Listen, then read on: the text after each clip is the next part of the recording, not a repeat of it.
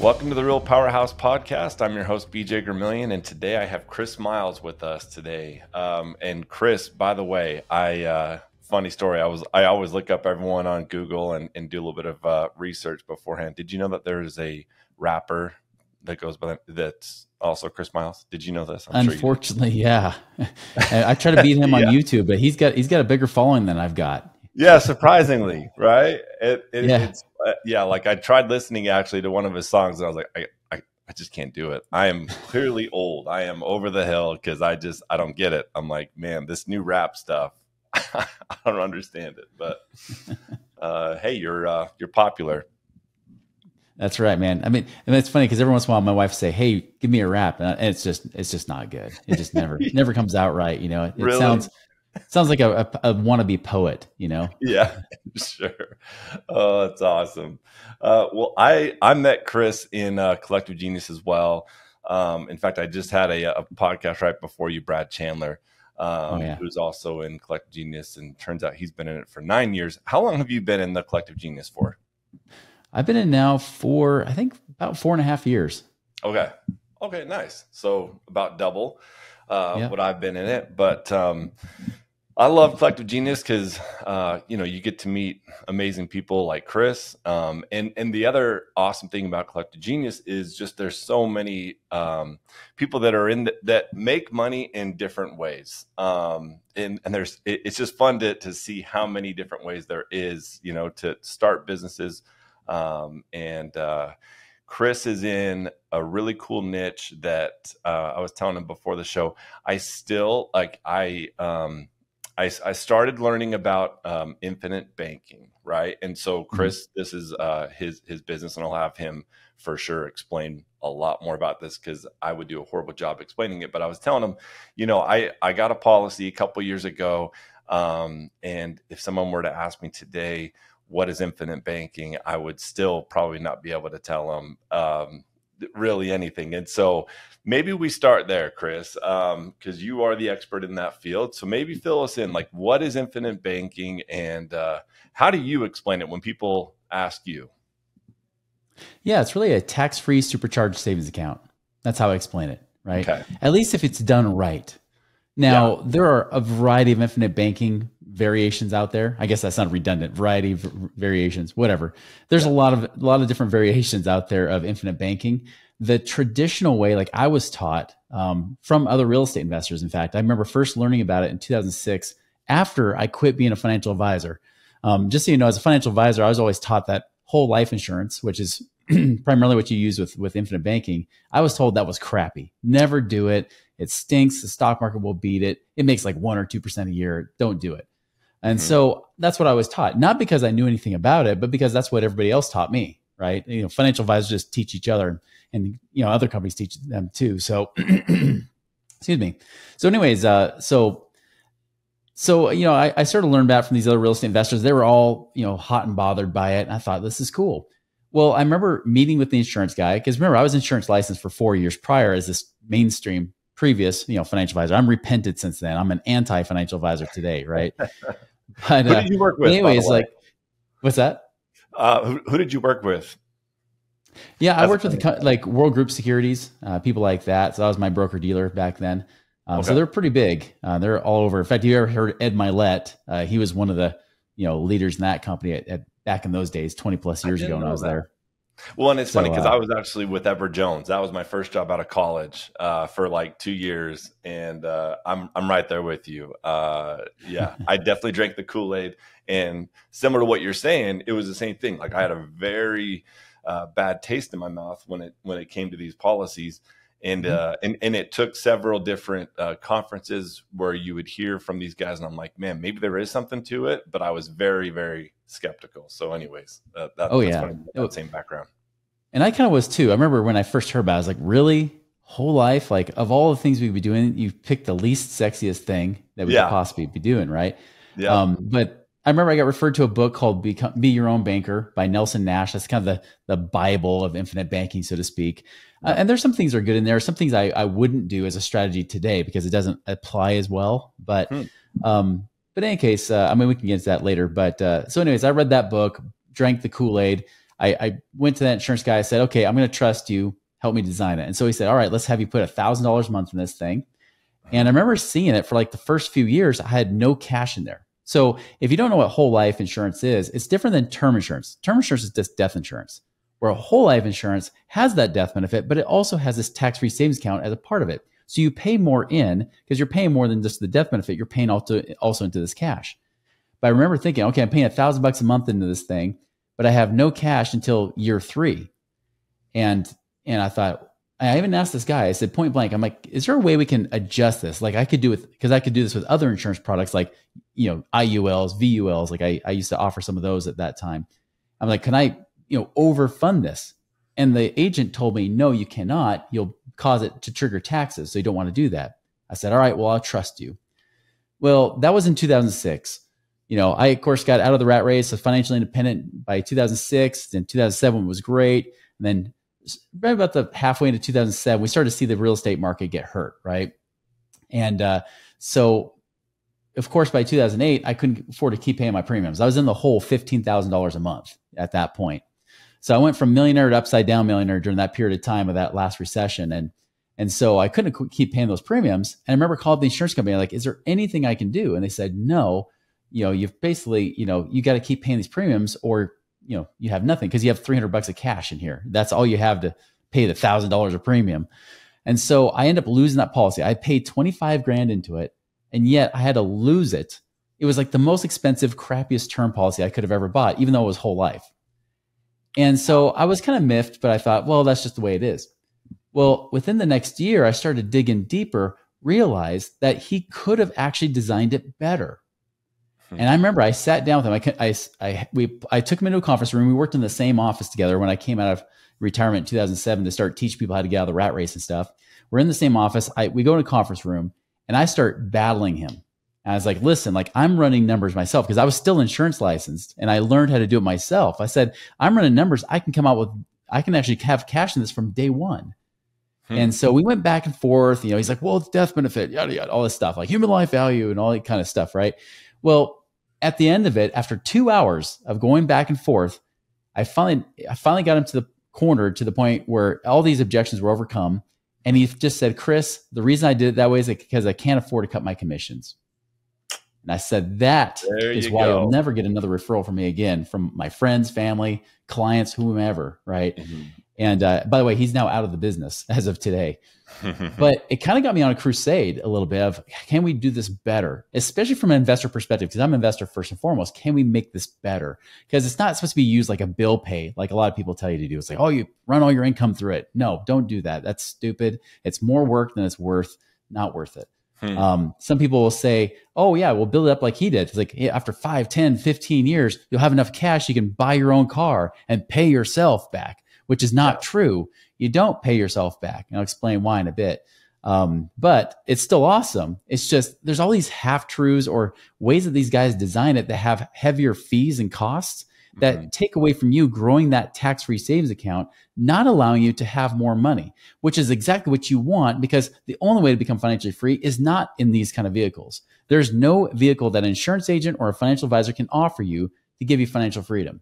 I've proven it. Like, mutual funds can't do it. They never make high enough return when the stock market, literally S&P has only averaged an actual return in the last 30 years of 7.7%. That's it. Not 10 or 12, right? And then whole life. I mean, even when it's designed great, like how we do it, still you might make maybe 5% net tax-free. That's good. That will compete with the stock market, but it's not enough. You need alternative investments like real estate to get you to be financially free. So you want to have this as low cost as possible, highest returning. And that's why I call it max ROI, infinite banking, the kind of style or designs that we do, so that you get the maximum cash in there from day one and forever. So for example, where I paid into that for 2 years, had zero cash in my policy, right? The way we do it now is that you pay in, say it's that, say I'm putting in, for round numbers, 10,000 a year. Year one, you'll have about $7,500 to $8,000, depending on your age and health rating. Yeah. Year two, you're going to have probably at least 16,000, maybe even 17,000 by that point. By year three, it usually starts paying for itself, where it's making as much as what you've paid into it. Like it's going right to that savings account. By year 5 or so, usually have as much money as you paid in. So if you paid 10,000 a year for 5 years, usually by year 5, you have at least 49, 50, 51,000 bucks in there at that point. It's funny because I have another friend, and you might know him. I won't mention his name here on the air, but he owns a turnkey company, right? Yeah. And then I remember he even asked me, he said, "Hey, Chris, I've got this, got this guy. He's been sending us some referrals. I want to do business with him. He's doing this infinite banking thing. It sounds awesome. Isn't that what you talk about?" I said, "Yeah, it is. Oh, by the way, I know that guy. He's a schmuck."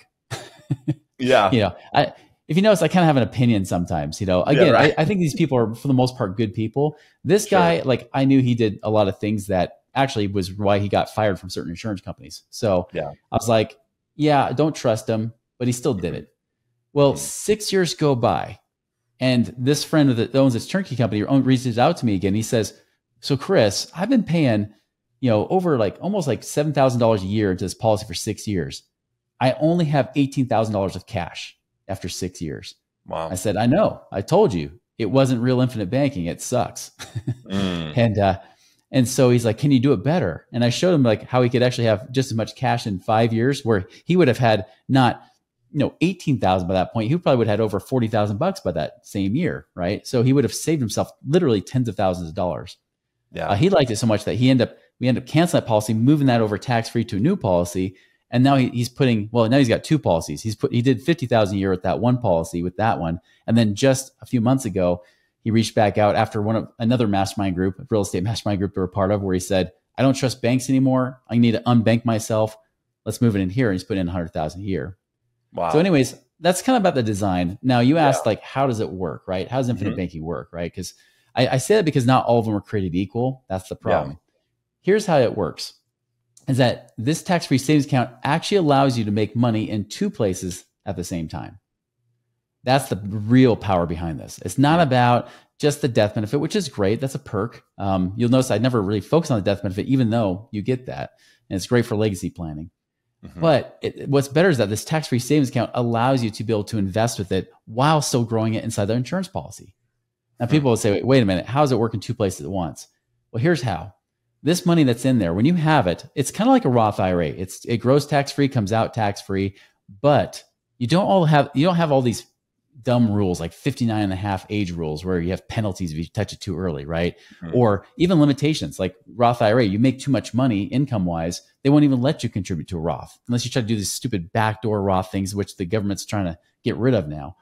So you don't have to go through all these hoops and rules, and there's no age limit. So first off, you can put in pretty much almost as much as you want. Like you put in about 25% of your stated gross annual income per year. On top of that, you could, of course, like you can access that money from day one with the way we design it. So here's how you can access it. You can withdraw the money, but remember, when you withdraw money, just like if you pull money out of a savings account, that money's not earning any interest inside that savings account anymore, right? Because say you had $100,000 sitting there, you pull out 100,000, now you're making zero interest. Even if the bank's paying you point nothing percent, right? But here, what you can do that too. But what we usually recommend is that instead you get a line of credit against it, which you can get just through the insurance company, and it's off the books. It's not on your credit, doesn't run credit scores or anything like that, or you apply for it. They know it's guaranteed because whole life, they have a guarantee of at least usually 2-3+% a year. So because of that reason, insurance companies say, great, you can pay it back however, whenever you want. There's no monthly payments when you take out a loan against it. Even better, the balloon payment when it's actually due is your death. And they just take that out of your death benefit and then pay the rest of your family tax-free. So they're not required to make payments. It's almost like a student loan and deferral. So you get this line of credit against it, but if you do it right and how it's designed, you can actually end up paying less in interest than what you're making inside the policy. Because remember, that same $100,000, even if you get a line of credit against it, right? The $100,000 is still in there earning compounding tax-free returns, usually of at least 5% plus is what it's earning, right? So you're earning these tax-free returns in here. Well, yes, you pay interest on it. That's why I say you don't pay yourself back per se, but you're paying interest on that money, but then you can go and invest it. So you earn money still in your real estate deals, whatever you want, still get all the tax advantages that you want, where you'll lose that if you put it in an IRA, right? Yeah. But you get all these tax advantages still and everything else you would get. So you earn money in the real estate, and at the same time, you're earning money in the life insurance, double dipping on that same money. So if somebody, even if they make a 10% passive return, they could easily make 11 to 13% total return using that same money. Man, Okay, so it's funny. As you're talking, I'm thinking, there's some people that like to listen to podcasts at 1.5 speed or 2 speed. I don't think you're Mhm. going to need to do that with Chris. I'm pretty sure that he already just talks naturally like that. So if you want a fire hose of knowledge, go ahead and listen to this at regular speed. I think that'll be good for you. So there was a lot to take in with what you just said over the last 10 minutes, and I think that a lot of people, probably first of all, they hear the word infinite banking, right? And that is probably a very new term for a lot of people. They've probably never heard of it. And I think, correct me obviously if I'm wrong on any of this, because this is going to be my third grade level understanding of infinite banking. But I think that what appealed to me was, first off, you need to look at the bank, right? And we need to look at, okay, why are banks so successful? Why are they popping up right and left? Why do they make so Mhm. much money? And I think that the reason behind that is because essentially what they do is they rely on your deposits. You bring in your money, and then they can take that money and leverage it. I don't know what the ratio is. Maybe it's 10x. I don't know if Yeah. it's higher or lower, but let's just say 10x for easy math. So they can go out, leverage your money, and then they can go out and invest your money. So it's not their money that they're investing, it's your money that they're investing. And so Yeah. they're able to make an Arbitrage. infinite return because they're not putting in their money to make that money, right? And so That's right. the idea of infinite banking is that is an infinite return, and it's a phenomenal setup. That's why all of us want to become the bank, right? Because that is a very cool concept. The other thing that appealed to me when I looked at infinite banking was I read the Warren Buffett book. I think it's called Snowball, Mm. and in that book he mentioned learning about insurance, and he learned about this small little company that would issue policies to people that were in the government. It was only to government employees, and so they were very like quality people that you'd want to have insurance on, because these are typically pretty boring people that don't take a lot of risk and all that kind of stuff.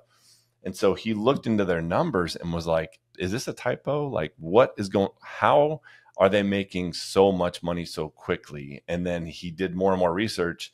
And by the way, this company now is called Geico. Hmm. And he realized, hey, wait a minute, there's something here. I'm going to basically sell all of my stock. He sold a very large portion of his stock portfolio and dumped it all into Geico, because he Hmm. went all in. He was like, look, this is legit. Like, this is almost like cheating. And so he picked up on that pretty quickly and was like, hey, I'm really good at investing. I'm very clearly good at that. But my issue is I don't have enough capital. And so in order for me to get more capital, I need to go to the insurance company's route and start, investing like they are. And so I guess when I looked at those two, I was like, okay, yeah, there's something to it. So now practical life, how do I can't go start a bank. I don't really have the resources or connections to start a bank. And I'm not Warren Buffett. And so I don't have access to Geico, and I don't know what percentage share he owns of Geico at this point, but it's a pretty large majority.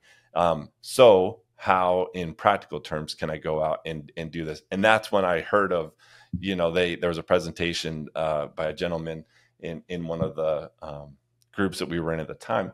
He mentioned this policy, and probably like you, just like the light bulb clicked. I'm like, okay, that's cool. I want to learn more about it. And so I just went out and I started one just to see how it would go. Um, the jury's still out. I don't really know if it's good or bad, honestly. We'll have to talk more about that after. But I imagine, was it similar for you? I know that you kind of mentioned like your journey, but like you said something that I picked up on, where you said that you came out of retirement in 2007. Did I hear that right? Yeah. Yeah. Okay, So so what did you do to I mean, you're a younger guy, right? mhm. You're not super old. So I'm curious, how did that work? Well, I'm older than you, but I appreciate that. That's a good compliment, you You know. look young, and I know that you ran Mhm. a marathon recently too, right? Yeah, yeah, I run marathons and such. I have like 4 scheduled this year, including New York, which is like a Boston type Holy marathon. It's one of the cow. 6 big world majors, you know. Yeah, so you don't just run a marathon, you run marathons and plural multiple times a year. That's crazy. It is Okay, crazy. so Yeah. you're taking care of yourself, which is awesome. But yeah, like how did you retire at such a young age in 2006 or 7? Yeah. By rejecting everything I was taught as a financial advisor. That's really how it is. Now, I wasn't a guy that went to college for, like finance, things like that. Although I took some financial classes. I was actually a sociology major with a triple minor in psychology, ballroom dancing, and Japanese. So, Wow. kind Never of a heard Renaissance anyone man do of those sorts, three. right? And my career intention was actually become a business consultant. And I was about to get my bachelor's. I was one paper away from getting my bachelor's. And I decided to take a 1-year sabbatical before I went to go for my MBA because I thought, if I have real life business experience, wouldn't that be good? And so Yeah. that's where I ended up going into financial advising. It was the first business that seemed kind of interesting because I wanted to learn about money. I didn't know much about it. And it was my own business. So I thought, hey, this is a good way to kind of get into that entrepreneur world. And so I didn't realize, like you did, I didn't realize that, getting hired by a financial firm was as easy as it was. I mean, I Yeah. came in interviewing hard. I mean, I was Yeah. following up with them like crazy and not realizing that all I had to do was have a clean criminal record and pass the test with 70%. I'm in. It's so true. But I did it and I loved it. And I actually stayed dropped out of college. I never finished my degree. And I started going down that route. But after 4 years, I sat down with my dad, and my dad was kind of that inspiration. He was like the older brother Dave Ramsey looked up to, right? He was the guy that saved everything. He paid off his debt, including his house, in 18 years. He was so proud of all the progress he made.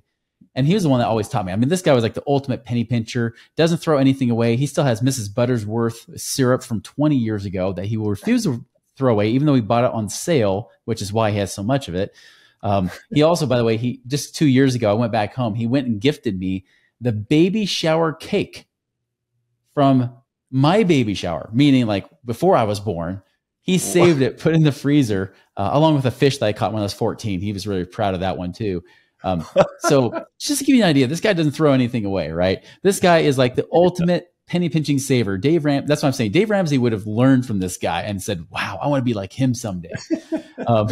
So anyways, I sat, eventually when I was a financial advisor, this is about end of 2005, I sit down with him because he says, when are you going to advise me? And so I sat down with him and I'm looking at his stuff. He says, I'm 61 years old. I want to retire today. What do I need to do? And as I looked at it, he'd been stuffing his 401k, paid off his debt early, just like I mentioned. And I said, Dad, to be honest, if you try to retire today, you better hope you die in 5 years because you will run out of money that quickly. Wow. And he's like, well, okay, what do I do? I said, I don't know. You did everything right. I could try to get you in this, type of annuity or this kind of stock product or whatever. But what if the market tanks? Even if there's some certain types of guarantees, the only thing you really got as an asset is your house. I wouldn't dare invest your house into the market or even to an indexed type of product because, well, one, you could lose it. And two, it's kind of illegal to borrow money and put it in the stock market. Right. So he's like, well, what do I do? I'm like, I don't know. And of course, when the student's ready, the teacher appears. I had a friend that I trained to be a financial advisor that left to go do real estate investing with his dad. They partnered on a bunch of deals, and his dad was a professor at BYU, and I said, man, how are things going? He's like, dude, it's awesome, man. Like my dad's doubled his income as a professor at BYU. I said, oh, come on. Like that was 4 months you guys have been doing this. That's too good to be true, right? And all the things you probably hear from people, especially if they've bought into the 401k Kool-Aid. Yep. And so eventually he just said, well, Chris, let me ask you a question. How many of your clients are truly financially free where they don't worry about money? And as I thought about it, and I've been in the industry for 4 years, I said, well, you know what? None. Because even the retired doctors and such still worry about running out of money. Yeah. I says, all right, well, there's a problem. He's like, secondly, Chris, how many of you guys as financial advisors are financially free, not off the commissions you're earning, but actually doing these mutual fund investments? And as I looked around the office, I knew there's over 100 guys in our office. Some of them had been working there since the late 1970s. And I said, none. There's your problem, Chris.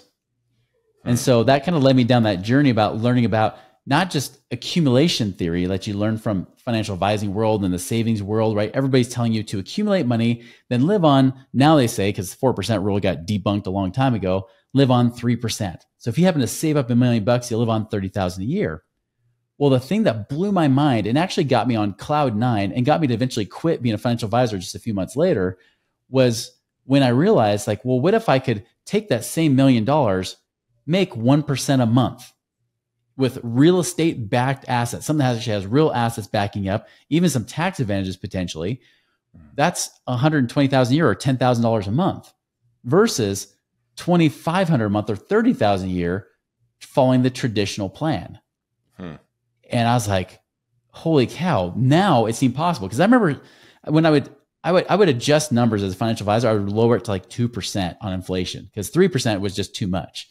You know, I would try to raise the return to at least 8 or 10%, even though I knew that was still they may not get that return, right? Yeah. Just so that they wouldn't be depressed when they saw their numbers in the future, realizing that whatever you put it like in a 401k, for example, with the match, even if you get the match with it, if you max fund 20,000 a year in a 401k, your lifestyle after inflation, a conservative rate of inflation at 5%, yes, that's conservative. You'll end up only living on 20,000 a year. So whatever you put into a 401k is what you live on per year in retirement after inflation adjustment. That's horrible, guys. So anyways, I started doing things with real estate investing as well myself, more of a passive investor. I did some things with flipping and stuff, but I eventually stopped doing that. But between that and some other income streams I got, I was working like a few hours a week, and I was able to I was out of the rat race. And I was like, holy cow, like I never thought I'd be maybe spending 3 hours a week on this stuff and not have to work. And so I was 28 years old, almost 29, and essentially retired. And I'm like, now what? And so I kind of had this weird, period where I was trying to find myself and figure out what I wanted to do, what I was really passionate about. I almost taught ballroom dancing at the local university here.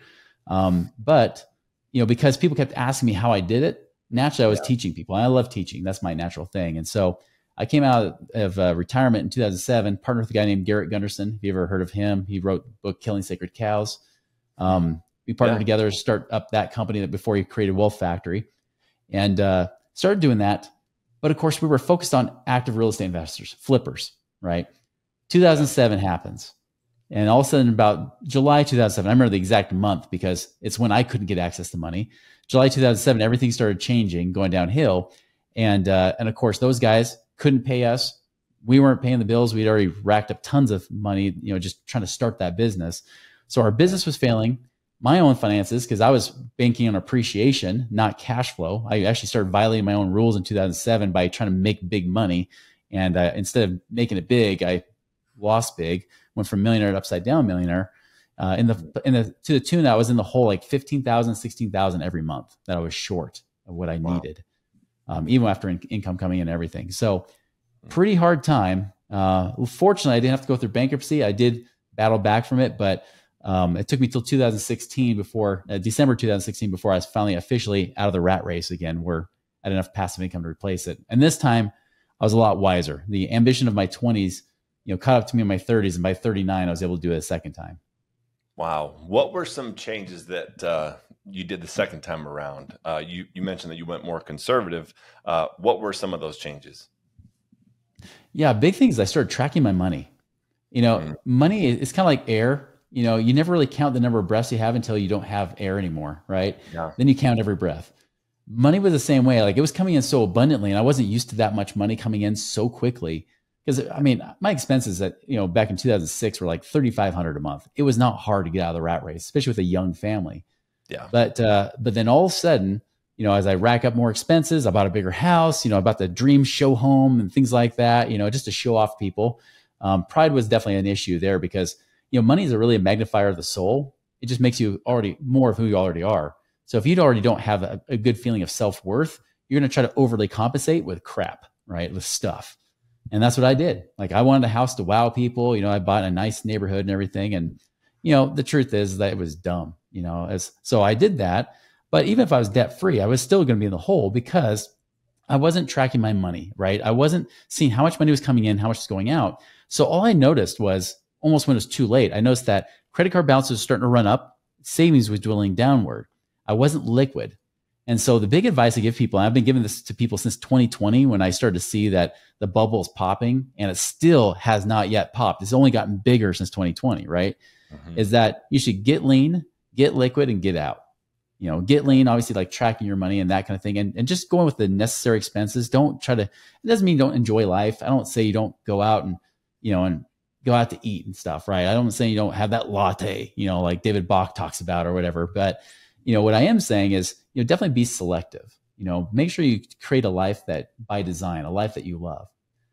Get liquid means, this is what I wish I would have done in the last recession, is that not having enough cash reserves on hand, right? Because I had cash reserves, but it wasn't nearly as much as I should have had, especially for the amount of cash flow and spending that was going on. If somebody's an entrepreneur, I recommend they have at least 12 months of expenses, and that's personally for your personal life. So if you're spending 10,000 a month, I think you should have at least, my opinion, at least 60 to 120,000 bucks, 6 to 12 months for sure. As an entrepreneur, I would lean more to the 100,000 plus. And that's not even including keeping at least a couple months of reserves in your business too. And I know you know this because as a real estate investor, you see this, but that was a big thing. And then getting out, like getting your money out of places where it's trapped. The problem I did also in the last recession is that I trapped my money in equity of my house, believing, because I was a mortgage broker at the time, remember? I was still doing that like on the side, but then I eventually just started doing that passively and handing off to somebody else and getting paid through a partnership that way. But I thought, well, if I ever need money, I just go in and get a line of credit because banks will lend to anybody, not realizing that when things get bad, when banks decide to tighten the belt a little bit, that's going to cost you. And especially when I remember they told me in July 2007, I went in to do a cash out refinance of my property. I just put a ton of money into it, renovated the basement and everything of this new home. And so I was happy because the appraisal was more than what I put into it. So I'm thinking I'm a smart investor. But July 2007, I'm going into the bank and they say, oh, you know what? We just changed some things last week. If you get your score up just 2 more points, we'll give you the loan. I say, great, I can do that. No problem. I just pay on-time payments. I'll get it up 2 points. So the next month I did. And I go in August. They said, oh, you know what? A few things are still changing. Do these 3 things. I can't remember what they were, but basically like check off all these little hoops you got to jump through, and then we'll give you the loan. September, I go back. Credit score is still good. I did all those things. They said, sorry, we don't loan to business owners anymore. Pretty much, if you're a business owner, we don't like you. And hey, you got real estate, even worse. So, I had all this equity trapped in this property I couldn't access. And eventually, of course, the values, as you know, they came down and eventually that got wiped out. I eventually foreclosed on that house for way less than what I was trying to short sell it for because good old Lehman Brothers owned it. So they didn't want to short sell anything. They only wanted to foreclose. So I did get my $300 settlement from them. Thank you very much. But so that's the cool thing is like I learned that I needed to be liquid. I need to have cash just in case, right? I'm much more liquid today. In fact, I'm even more liquid today, not just because of emergencies, but even for opportunities. Because I know you're in the turnkey space, right? Turnkeys is still one of my favorite investments right now. That's another thing I did differently is that this time around when I did buy real estate, I bought turnkeys. I stopped buying my own properties, managing my own properties because I stunk as a property manager and I was often negative cash flow. Again, I wasn't focusing on cash flow. I was just thinking appreciation, right? Well, now I don't want to buy in Utah. I don't buy my own backyard or anywhere in the western half of the United States. I think it sucks. I go out east to like the southeast of the Midwest where I can get much better returns with better prices, better rent, and more profit. And so that's one of my favorite strategies among many that I'll do from the passive side. But that's the thing is like I learned not to be my own landlord, be liquid, get my money out of those places, out of prison. A lot of our clients getting money out of like 401ks or IRAs and get it to work for them instead of them working so hard for that. That's the big advice I give to anybody right now. Man. So I promise I didn't pay Chris for this plug, but he pretty much just did my commercial for me. Everything that he said, though, honestly, he just said it much better than and more eloquently than I think I ever could. But I could not, like, I'm. If anyone's watching this on YouTube, I'm just nodding my head the entire time because we just went through it, and so not to the, I guess, pain level that you did in 2007 and 2008 because that was the Great Recession, you guys. That was like once, I don't know if it's once in a lifetime or anything like that, but for real estate probably was.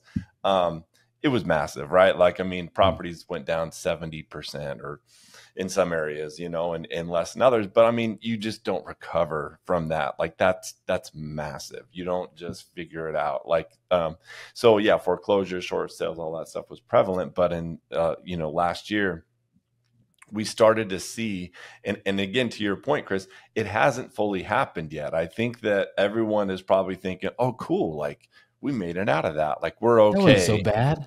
It wasn't. Yeah. Like I made it through. We're still good. There's still money in the bank account. So hopefully, if anyone's listening to this, hopefully you learn from Chris, hopefully. And I'm always trying to learn from others as well. But really, I just went through it and I'm still going through it right now where, to your point, the western half of the United States is it's in a recession for real estate, and it's been pretty brutal. There definitely was a bubble, there was a pop, and I think it is going to get worse, which is a big reason why we obviously moved or are moving in the next couple of weeks to Tennessee, just because the opportunity is there, just like it was in Arizona and Utah, you know, a decade ago. Now the opportunity is there. But I love everything that you said. I really, really could not back you up anymore on being liquid and having reserves. That was my biggest lesson that I learned really in this last downturn was we had a lot of money tied up in land, which is that eats 3 times a day. It does not give you anything in return. It just is hungry. And so you just got to keep shoveling money at it until hopefully you find a buyer that will, you know, take that off your hands. So, and so between that, new construction, you know, flips, all that kind of stuff, there was a lot of money going out the door, not so much coming in. And so, anyways, I love everything that you said there. And it's so critical that we do have not just 6 months reserves, but a year, all of that. If anyone listens to this podcast, hopefully really you could just take that 5-10 minutes and hopefully apply that. Hopefully this will help someone be like, hey, yeah, maybe I should hit the brakes, maybe not hit the gas so hard, and take some chips off the table, you know, as Jason Medley often says in our Collective Genius group. So all that is fantastic advice. And I would encourage everyone to learn about infinite banking and to talk to Chris. I'm going to put his website, his podcast, his YouTube, all of that will be in the show notes. Trust me, there is a plethora of knowledge in there. He's at, I think we were talking before the show, you're at like 730 or something like that podcast for one of your podcasts. Like that's one of them, right? Right. That's the one that's active now. Yep.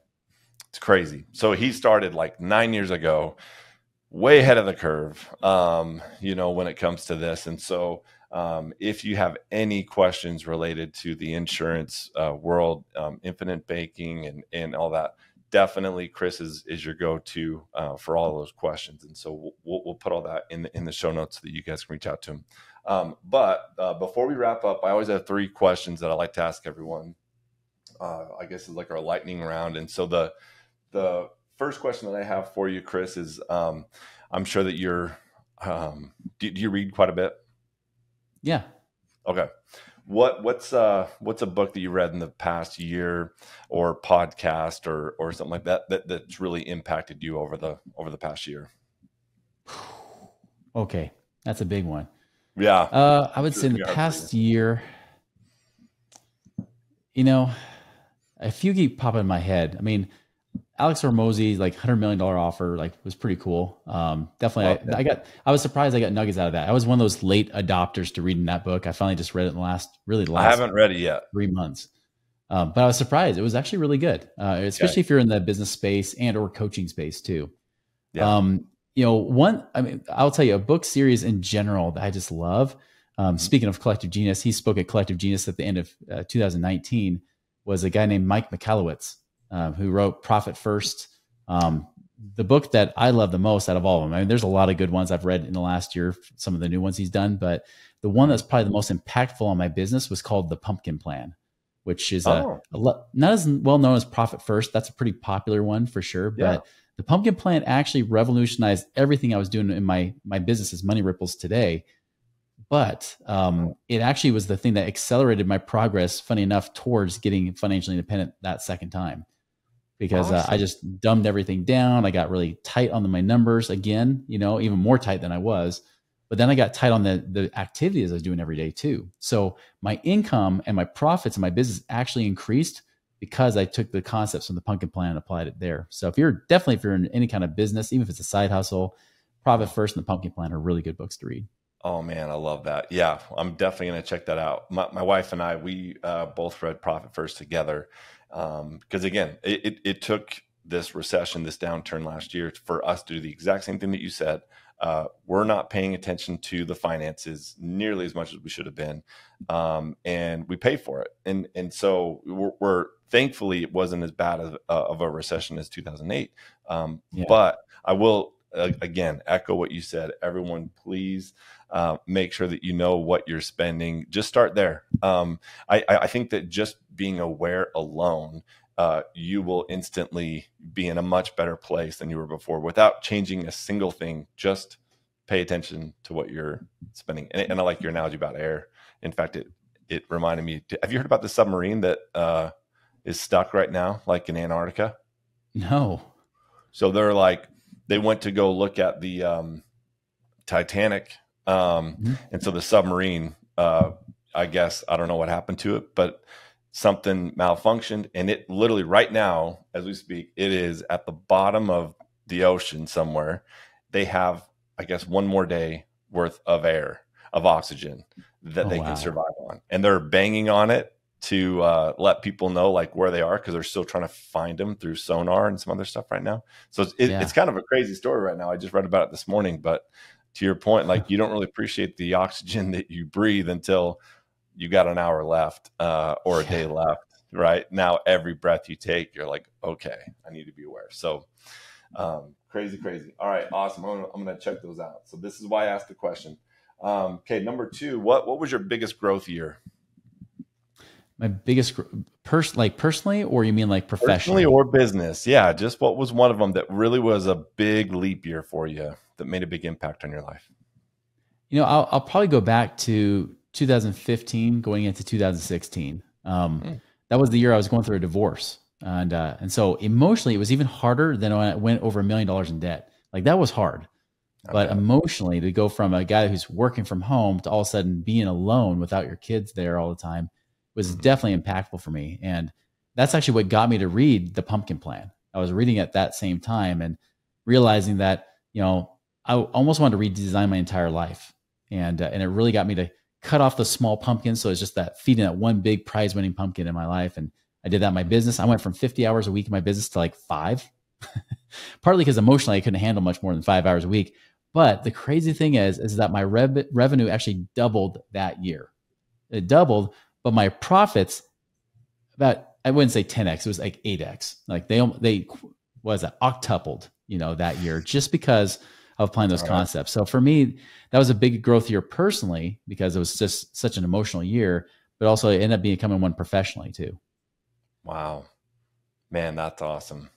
I mean, not awesome, obviously, but I, when I look back, the reason why I ask this question is because I think so often we look at those major trials in our life, and divorce is obviously a huge trial, as like, why is me? This is so difficult. But then looking back, often, pretty much all the time, we look back as long as we learn the lesson, and say, I'm grateful for the lessons I learned. Maybe not necessarily grateful for that trial, but for the lessons that were learned from it. And so, man, thanks for sharing that. That's awesome. Okay, last question. What's some advice that you would give yourself if you could go back 10 years with the knowledge that you have now? Like what would you tell your younger self? What's a bit of advice?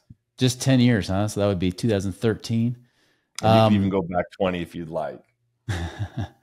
I guess in general, I think focus on finding your superpower. I think is really what it is, right? Just finding like what makes you special, what makes you unique, and embrace it. It's crazy story. I haven't shared this very often, hardly at all. I've done hundreds of interviews, and I probably shared some, maybe a handful. I can count on one hand how many times I've shared this. But one time I was actually, so when I first launched Money Ripples, I was out on my own for the first time. I wasn't falling behind like Garrett's shadow. I was now in the spotlight. And I had this nagging cough that would not go away for 2 months. 2 months this cough. And it was pre-COVID, just so you're aware. It wasn't like I was freaky, that way. But, I was coughing. And it was especially happened right after I got done speaking. And somebody pointed out, because this person, she was in the kind of the emotional health space. And she said, sometimes that's a sign of people rejecting themselves. Like you have to almost cough it out. It was almost like Gollum. You think of like Lord of the Rings, like, like that. Like, it's like you're rejecting yourself. Like you hate that self-hate. So like, it's almost like you're rejecting yourself. Cause I get that spotlight shown on me. I felt so vulnerable and, really insecure that, that I just could not get rid of this cough until I was able to overcome that. And so if I could go back and talk to myself, is like, just embrace that superpower and just know that you're awesome the way you are, and just embrace that. Don't try to be somebody else. Like I shared a video on Facebook today about, everybody trying to be like Alex Hormozi, right? It's like, no, you don't have to be like Gary Vee or Grant Cardone and be a jerk, like, no, you can just be you and be the best version of you as possible. And that is exactly what God created you to be like. And that's where you'll see more blessings and greater results. Man, great advice. Yeah. And I'm starting now to fully embrace that exact thing, is like, guess what? Because I think in a partnership that I was in for a long time, really the majority of my business career has been in partnerships. And so I always felt like I didn't want to take the spotlight away, from them, or I didn't want to, I wanted to be careful and recognize that I need to be aware that, I don't want to overpower or anything like that. I don't know how else to put it, but it hasn't been until recently that it's like, hey, like, everyone has this God-given ability and gift, and it's important that we find that in the parable of the talents, right? Like, it's so imperative that to those that much is given, much is required. And so it really is a sin, honestly, if we hide all of our talents under a bushel and don't share them with the world. And so I think if we look at it more like that, then it's like, it's more natural, and it doesn't come across as like, look at me or look how awesome I am or whatever. It's more of like, by sharing this gift, I am now going to bless the lives of so many people, which is what you, I think, figured out. Maybe, I don't know how long it was. Well, you started your podcast and all these other things to be a voice, to share that gift that you have, and this infinite banking and the insurance policies that has changed your life. And hopefully it will change the life of many others that are listening today. So thanks so much, Chris. This has been a blast. I appreciate you coming on the podcast, and hopefully we can do it again. Love it.